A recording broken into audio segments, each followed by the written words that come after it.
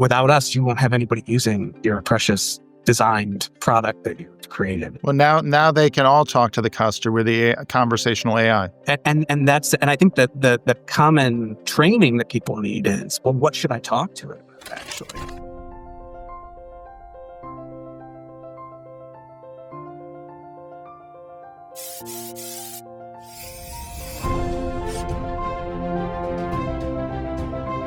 Hi, I'm Matt Egol, host of the CX and Culture Connection, the podcast for leaders looking to drive impact by focusing on their customer experience and culture together. I'm really excited to have Mark Micheli on the podcast. Mark is the founder and chief strategist at Say Do, which links human insight to business value. Mark and I met through Wevo.ai, where he's been involved in their AI product strategy. Welcome to the podcast, Mark. Thanks for having me, Matt. Very excited to be here. Yeah, I love the name Say Do. It makes me think of Say Anything, the movie, which was a favorite. What led you to found Say Do? Yeah, I don't think that movie was totally the inspirational origin story. But, for me, about 2 years ago, I decided to go independent. I've been leading really large teams at big consultancies. In particular, I've most recently been at Fjord, which is now Accenture Song. And I ran the design research and human insights practice for North America there. And when you go off on your own and you're trying to think like, what am I going to hang shingle on? I'd actually had a Google document I created with some colleagues that, said cool, I'm going to say stuff, but it was a swear word we sometimes say. And we just kind of written down like all the smart things we would say with clients. And I just remember, the really cornerstone of great user experience design is, we're really focused on what, people do, not just what they say.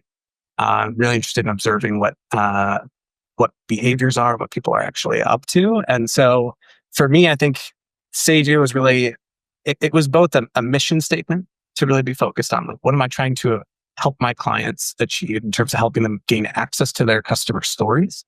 And then I think it's also a bit of an integrity plug of like, I do my best to be a committed individual who does what they say, So I kind of like that one. I have a lot of bad ones too, but I settled on that one. I love that. Just a fun Yogi Berra quote. You made me think of actually two of them, if you give me a minute.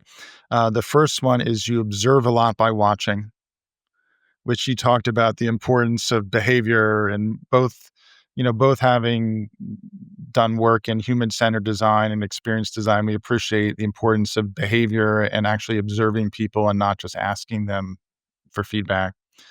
And the other one, another Yogi Berraism, is in theory, there's no difference between theory and practice. In practice, there is. Could not agree more. I mean, I think what's important for listeners to know too is my origin story really began in journalism. So I started my career as a journalist, really listening to what people had to say, observing. My core toolkit was who, what, where, when, why, and how. And I spent the beginning of my career really focused on telling people stories through prose, telling people story. I worked as a journalist with the Atlantic, covered public sector, the Obama administration, the NIH, and then I went to Bloomberg. I was one of the first content marketers, kind of transitioned from the editorial side into the marketing side, which kind of began my journey, descent into human-centered design and CX. And it was really powerful for me I always just felt like I was scratching at the surface of how we're actually solving real problems in organizations. And at some point I said, I actually want to talk to our customers, understand what are they doing with the information we're publishing. And people kind of thought I was crazy at the time. They're like, well, we tell them what they need to know. That's the role of media, journalism. And I was like, I think I want to actually understand more deeply what people are after and what they're up to. And so the ability to then finally learn the dark arts of human-centered design and UX research, and actually start to see what people are up to, really was a nice kind of completed the picture for me in terms of how you actually solve customer problems and move them forward. Yeah, I can definitely empathize with that. You and I have chatted about how we have similar backgrounds. Like, you were at Accenture, Fjord, and then I was one of the founders of Booz Digital, which was really about, combining human-centered design and agility and data to help companies design and build new experiences and really drive culture shift in their organizations, leveraging digital through the way they worked on the experiences. And, so we've compared notes there, and I see what you're doing with your own firm, like, and the passion behind it, which for me resonates also having left PwC to launch JourneySpark. I really enjoyed our, collaboration through Wevo. I'll get to that in a little bit, but I'd love to learn a little bit more and share with the audience around Say-Do about some of the ways you're applying AI. If you can share any of the clients you work with. I know you work in a fractional role, so maybe some of those roles you could talk about. I think there's a nice mix of the tired and true. And I feel like some ways over the last couple of years, the CX UX industry has really kind of been eaten up, I think, in terms of just the market for talent in that space. But I still think the same old rules apply. For me, I think it comes down to, um, remembering I'm not the customer and the customer is not me. That's like what I tell people is like the home of great UX design. And it's like a way of winding yourself up to be more empathetic, to remember you're not creating for yourself, you're creating for other people. I still think it comes down to getting people to remember to fall in love with the problem and not the solution, is to really put that time in still to figure out like, well, what is the problem we're actually trying to solve?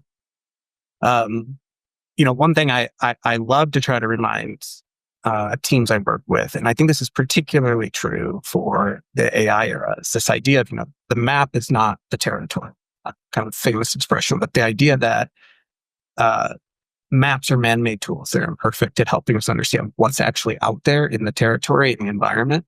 And so these imperfect tools, we need to actually go out and observe and understand what's going on. So AI can only get us so far in those spaces. I think it's an incredibly powerful tool, and I'm a huge advocate for it. But it is a solution in search of a problem a lot of times. And so we want to make sure that folks are really focused on making sure they really are in touch with their customer base, in touch with the reality, the lived reality of their customers still, and that they don't just hide behind AI tools to think that they truly get it. And then the final thing I think is, and this is really important to me in the work I do with my customers too, is this idea of just don't let your work chart show. I think that's really important, is helping customers not necessarily manifest the complexity of their internal dynamics, the internal org chart, and sort of making their customers deal with that. So that's really the lens through which I go into all problem solving and the work I do with Say-Do. And then AI is this really powerful layer on top of it. And so, I've had opportunities to help organizations like Fortune Magazine redesign the Fortune 500 around Gen AI to make it less a static, less of a static list, but it's more something you can dialogue with. To working with companies like Wevo, where we're really trying to pioneer the future of what we would call simulated insight or dynamic personas, an opportunity to take those things that would typically just be kind of a monument to assumptions and personas, but to make that something that's living and breathing and interacting with data. Now, I think you had some interaction with Wevo when you were at Accenture, similar to the way I had with Wevo when I was at PwC. But now you've been, involved with them more as an independent consultant on their product strategy through your company. I've had Nitsan, the CEO, on the podcast, so folks can check out that past episode, and they've heard me reference that. Some of the work that we've done applying Wevo with clients. Just for folks who haven't heard about it before, why don't you share a little bit more about what Wevo is and some of the things you've been excited to both help them on and help apply it with some of your clients?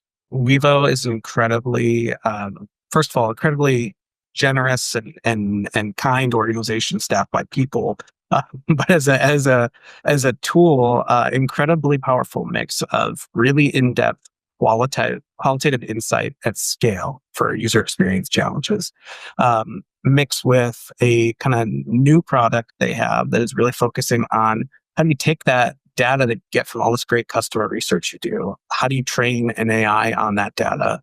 And then how do you bring to life your customers so that before you go launch a product or experience, you can apply research to those moments, those spaces, those places where it is often too expensive, too time intensive, too challenging recruit, and be able to make your organization be more customer centric more often by using these dynamic personas. So, like you said, I feel like it's kind of like a hair club for men thing, like I could use, but whereas like I was a customer of theirs at Accenture, and I liked what they were doing so much. They were really the first client I had when I left, and I spent quite a bit of my time working with Nitsan and the team over there as fractional vice president for growth and strategy to help them really think about what's the future of the user experience space now with this powerful AI tool. The way I think about simulated insight, or what people would call synthetic insight, again, it allows people to be more customer centric more often. But I think so many teams hear about synthetic users or simulated users, and it just feels really gross and kind of off-putting, I think, to people, that folks who've gone into this field because they're deeply empathetic. They really want to spend time getting to know customers and understanding customer challenges. And all of a sudden, people coming along saying, we can create fake customers so you can talk to them. And that's not really it at all. I really see this as an expansion of the human-centered design toolkit. This is yet another method to help you problem solve and to engage with your customers in new and dynamic ways and bring it into the research process. I agree. When I think about AI for customer experience, like there's so many applications. So just to narrow this down, like what we're talking about is enhancing and modernizing insights with AI, the way you generate and engage the organization around generating and consuming and acting on the insights around product launches, websites, mobile apps, loyalty programs, packaging, store formats. You can go on and on and on. Anything that's a content-based experience can actually be user tested and optimized. And instead of just in addition to having great creative design thinking oriented people to build those insights, you can build on your qualitative and quantitative research now with AI to bring the customer into the room. So that's that proverbial empty chair at Amazon. You can always, now in minutes, you can get insights to work on these use cases that previously took weeks or months to get, and more money. And so the number of times you flip it from can I afford this test to how do I get more people in my organization applying this to bring insights into the room once you have a subscription. The empty chair at Amazon is something I think about a lot. It's like, it was great mental exercise, right? To get people to think about it, to be empathetic. What's great is that now that chair has voice. There's an outline of a person sitting there. Shift it and rotate it and get closer to getting yourself outside of your own head and to being more in your customer's shoes more often, right? There's so much where I know this as a practicing UX researcher, customer insights professional. We so often would love to have dialogue with our customers constantly, but it's just not practical given the cost of recruiting, given people's time, given people's comfort level in an organization with research, or feeling that, there's so many people. I'm a moderator in a research context. And there's so many people who that is their worst fear imaginable, is to have to go talk to a group of customers and have to be the person on the front lines of that. And I think this does really reduces the anxiety and threshold to engage with customer research in a different way. And to, again, that empty chair idea, I almost compare it to like elf on the shelf, where it's like you can have your customer kind of sitting there, and there's an opportunity to dialogue with them, to have conversation with them, to pressure test things. I think about it with, if you're a lone designer, or if you're a designer in a large corporation and you say, I just want to like work on this on my own for a little bit, but I don't want to feel isolated with it. It's an opportunity to almost have like a creative director sitting there with you and to let that customer kind of have a vote in the direction of the design. And on the other hand, if you're leading a large UX research team, there's usually a long queue to get projects in the pipeline, to get the time and attention of folks who are CX and UX professionals to really focus on the problem area.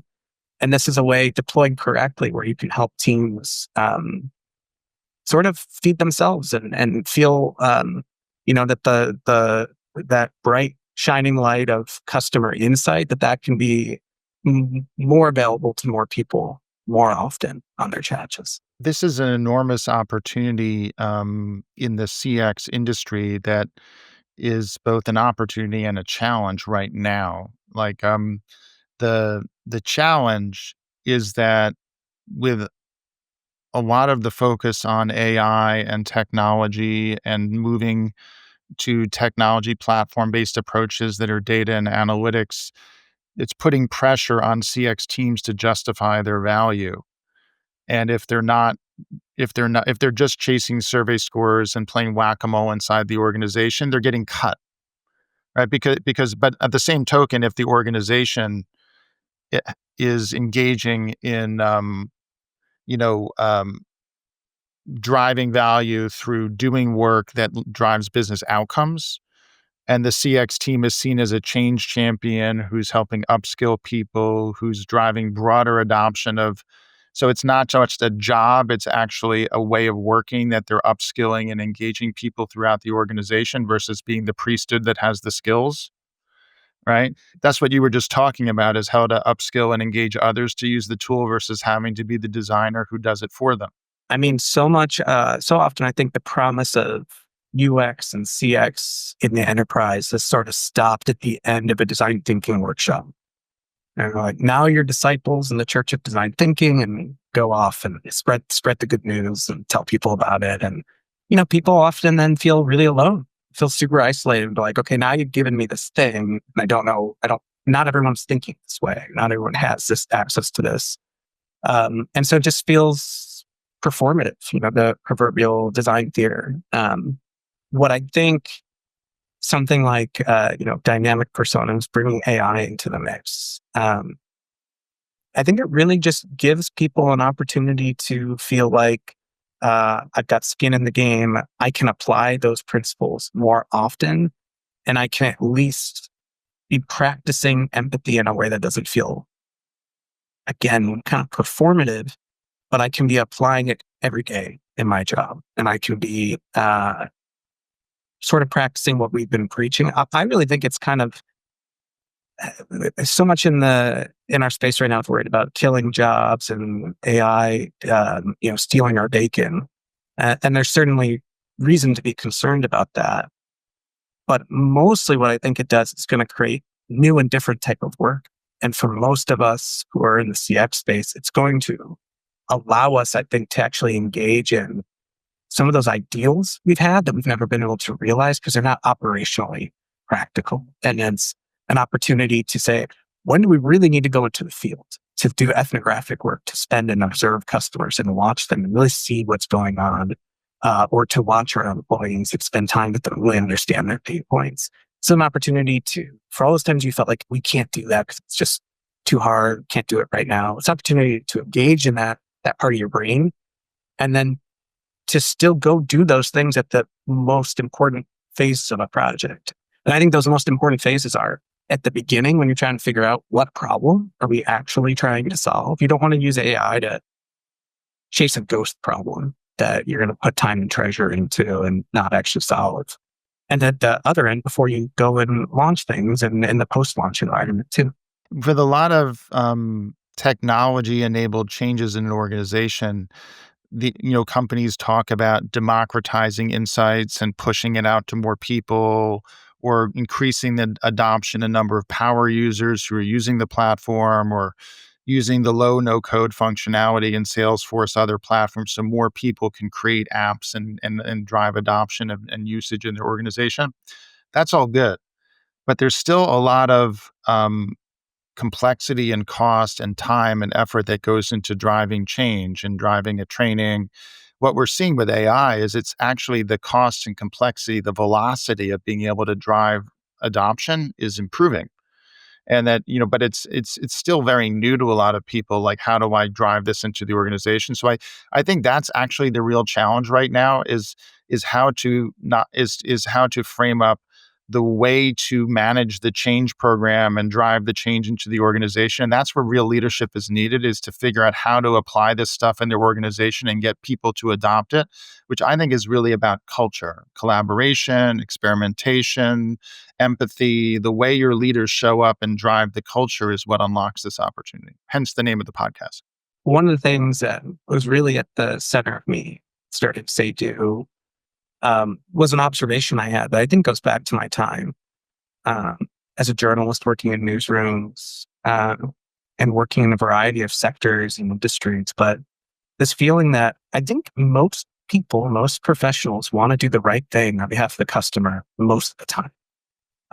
But we have different language that we've been trained in to understand customers. So often I saw experience this sort of unifying force between the forces of design, which would say, hey, we created this idea and now product's going to go make it. But we have the right to speak for the customer because we went and spent time to understand what the need was and built it. And then you have products that, yeah, but we're going to actually build the thing. So we should be talking to the customer because we need to know all those pain points and work them into the sprint and make sure that we're de-risking this as we go. And then you have marketing that's saying, yeah, but we've done all this customer insight work. We're the ones that should be representing the customer because without us, you won't have anybody using your precious designed product that you've created. Well, now they can all talk to the customer with the conversational AI.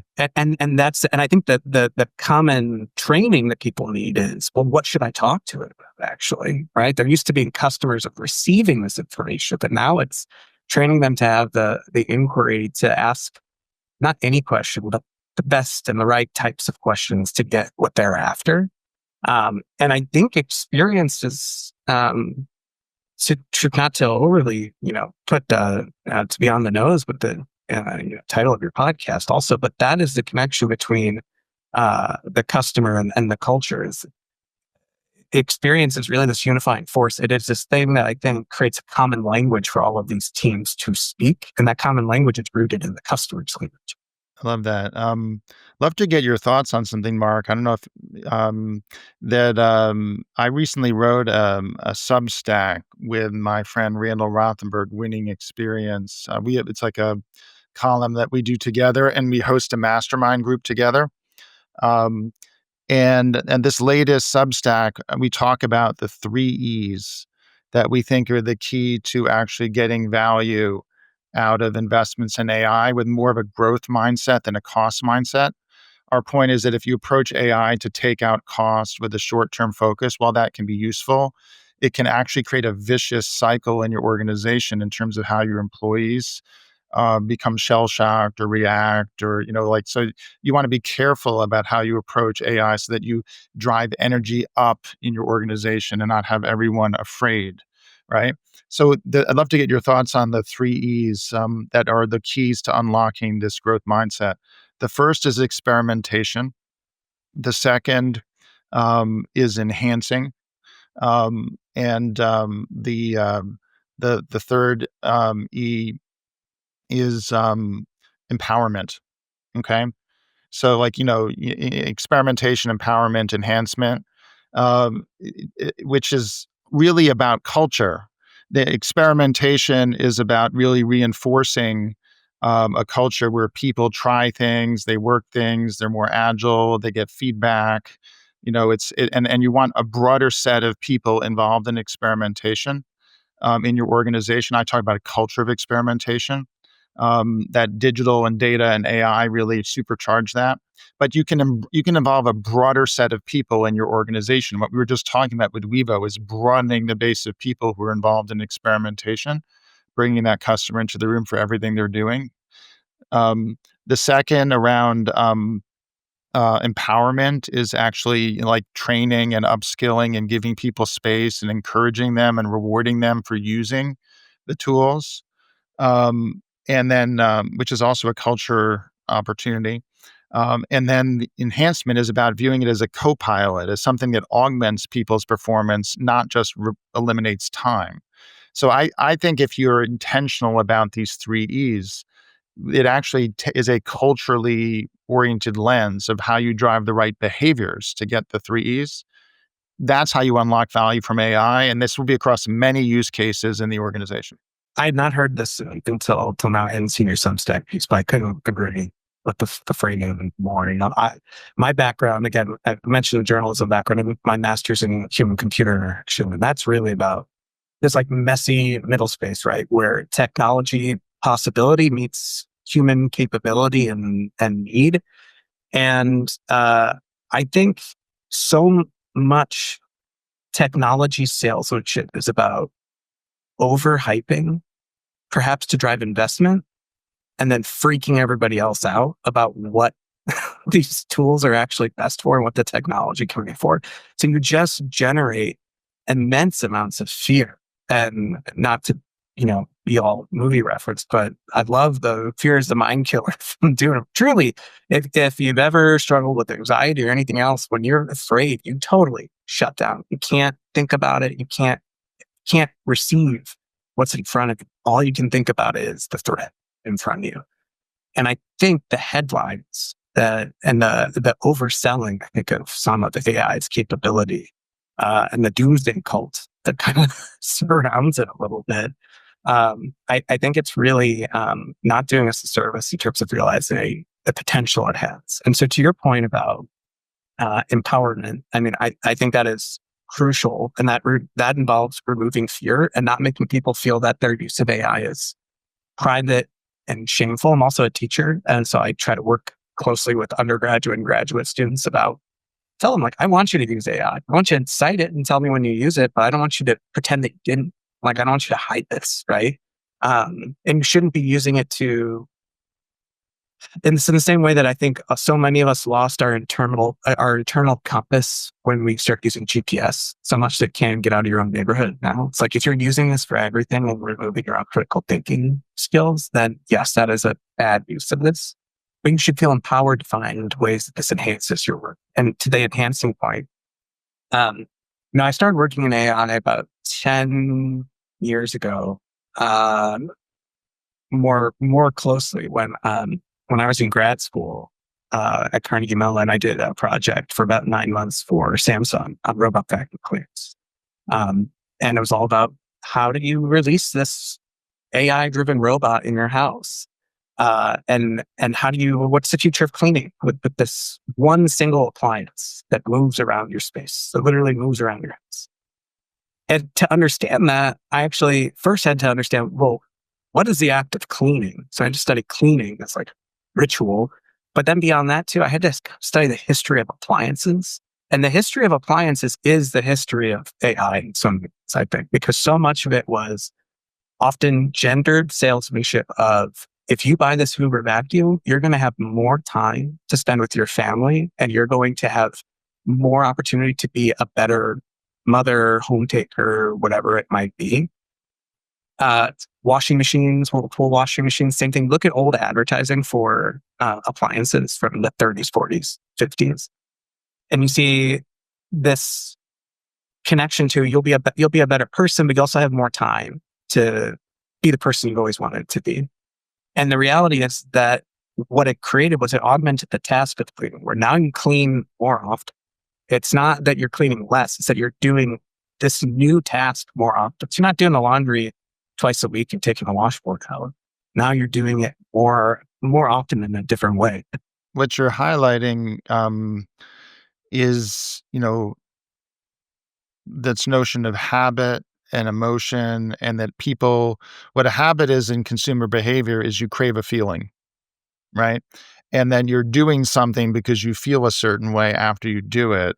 And really good marketing actually reinforces habits. This is what Charles Duhigg wrote about in The Power of Habit, and Lou Carbone writes about in Clued In. I had Lou on the podcast to talk about this, and we're teaming on some things that we discussed in a recent episode about the XM Collaboratory that we're launching, which is really about emotion and driving research and experimentation, bringing business and academia together.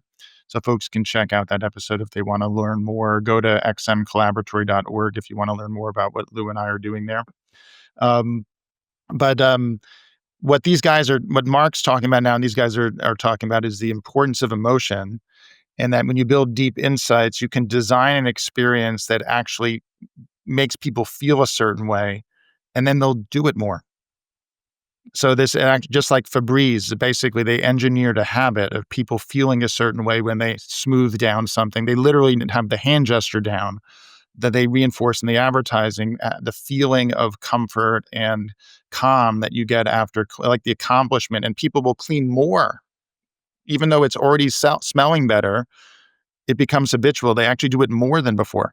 And one of the things too, I think is important is that AI, what it does is it's going to create, just like appliances of the past, where the machine itself creates a new type of work. AI, so many of us are concerned about replacing our jobs or our tasks. It's going to create new and different type of work. It might replace things that you do, and it might disrupt some industries and hurt some jobs. But what's more likely is that we're going to have new types of work and doing new and different types of tasks facilitated through a tool like AI. But I don't think it will replace work or jobs entirely. And I think that's the sphere that's been made. It's like we don't quite know what this future is going to be yet. I hate to interrupt our conversation, but I want to basically create a natural segue for a promotional spot for our the mastermind groups I'm doing with Randy and Tamar. Um, but basically, these mastermind groups are an opportunity on your learning journey to engage with AI and other opportunities for CX. Some of the things we're talking about, to get together in a monthly meeting to talk about what you're working on, to get feedback from others, to learn about leading practices, to push your learning journey forward in a group setting, as well as engage with me and the other leaders throughout the process. So let's spend a minute to introduce the masterminds, and then I'll come back on the other side to continue the conversation with Mark. Allow me to briefly interrupt the podcast to share an invitation for you to join one of our mastermind groups. These groups are for leaders building out the CX function at their organization. They are for culture champions looking to develop and sustain behaviors that bring their organization's mission, vision, purpose, and values to life. I'm excited to team with Randy Rothenberg, former CEO of the IAB, on a mastermind group focused on experience as a winning marketing strategy. I'm teaming with Tamar Cohen, who has led CX and EX teams at Zoetis and Travelers, on another group focused on CX EX alignment, and with Greg Kihlstrom, host of the Agile Brand podcast, on a group focused on building a self-funding growth flywheel. Each group meets monthly for 90 minutes. Members receive a coaching hour each month and can attend quarterly workshops. Go to JourneySpark's website for more information. Please DM me on LinkedIn with any questions. Now, let's get back to the podcast. Mark, I've really been enjoying our conversation around like understanding emotion and building insights and changing the way people engage to deliver a better experience. Um, I know you've done a lot in the healthcare space more recently, and I'd love, given, you know, that's a really important area for experience management. I know, a number of people in the mastermind groups are in the healthcare space. I've had a number of guests in that area. I'd love to get your experience too, given how important this is, the patient experience, about some of your more recent experience. Can you share a little bit more about the work you're doing there in Illinois and other experiences you have? Yeah, I work with a wonderful group out of the University of Illinois, Chicago, called the Institute for Healthcare Delivery Design, or IHDD. And it's kind of a consultancy that works within the University of Illinois system, working on really tough challenges at the state and local level. They've done things like creating incident response plans for shooting incidents in the city of Chicago, all the way to doing some really interesting behavioral health work to create better behavioral health outcomes, and doing really intricate service design work to create more efficient, more streamlined behavioral health systems. And so for the last year and a half or so, I've been leading different teams, different projects in that ecosystem. I spent this last year really focusing on a really difficult mental health care challenge issue. I think one of the things that, on one hand, I'm doing work supporting an organization like Wevo, trying to create these dynamic personas. On the other hand, I'm finding myself in mental health facilities, talking to folks with, you know, really intricate and serious mental health challenges, and the difficulties they have getting the services that they need. And so I think it brings to mind this the question of appropriateness for a tool like AI. And I think some of the things around just ethics and AI. And uh, I think that there are certain spaces where it wouldn't even, it's not that it's not appropriate to use AI, it's that it wouldn't be effective. And it also would feel, I think, ultimately disrespectful to the experience, the lived experience of people who are having these really unique challenges.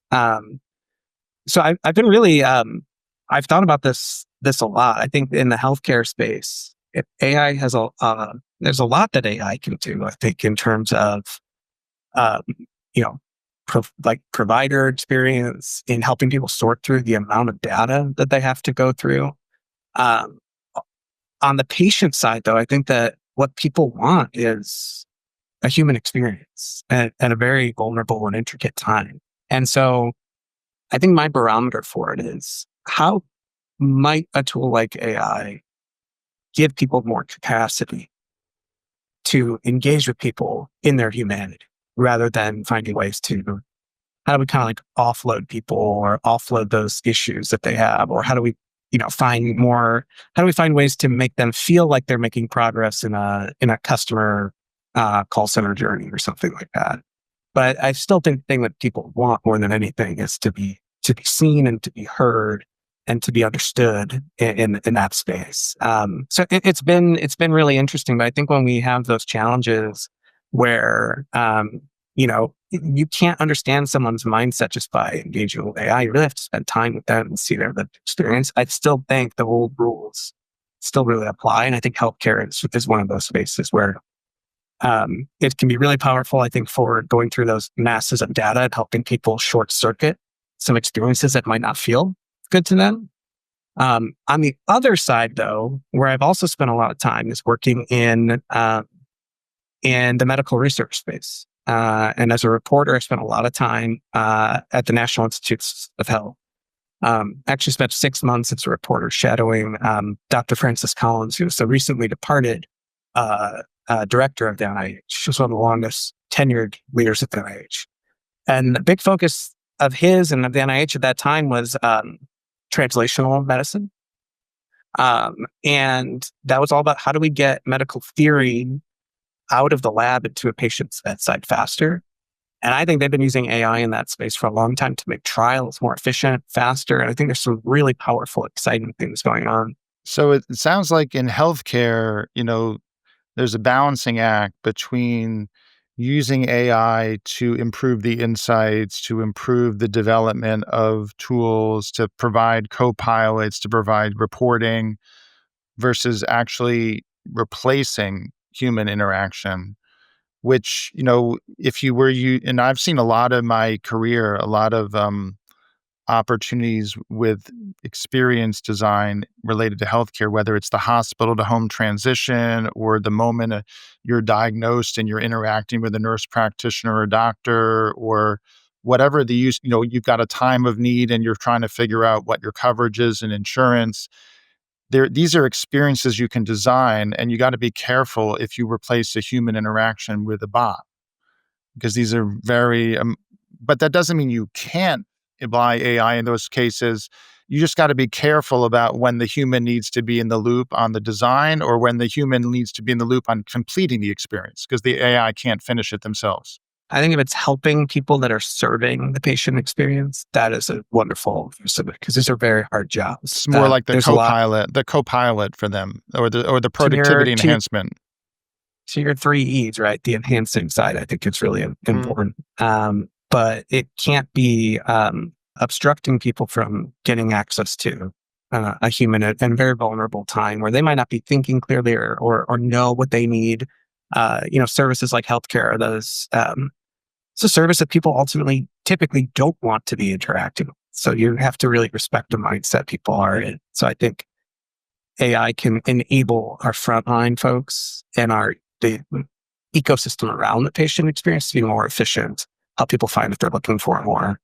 But the burden of proof or the burden of accuracy, right, is that much higher in healthcare spaces and regulated spaces. So I still think that it's always important to embrace these new technologies, but to be very intentional about the use cases and application, especially where it's impacting something like a patient. So, Mark, I really enjoyed our conversation. You've sparked a ton of ideas for me. I'm sure you have for the audience. If folks want to get in touch with you, is the easiest way over LinkedIn or on the Say-Do website? What do you recommend? Both are great, but LinkedIn is wonderful. LinkedIn definitely pops to the top of my inbox, and so yeah, people have any types of experience strategy, experience innovation challenges they wrestle with, customer insight, research work. I'm always happy to be at the very least a sounding board, if not an outright partner, helping tackle those challenges. Yeah, I think that, it's cool to see what you're doing as a fractional, and I look forward to hearing more about the impact that you have from that and your other consulting work. And I enjoyed our interactions through Wevo and look forward to finding other ways to collaborate in the future. Thanks for coming on the podcast. Of course, thanks so much, Matt. It's great to be here.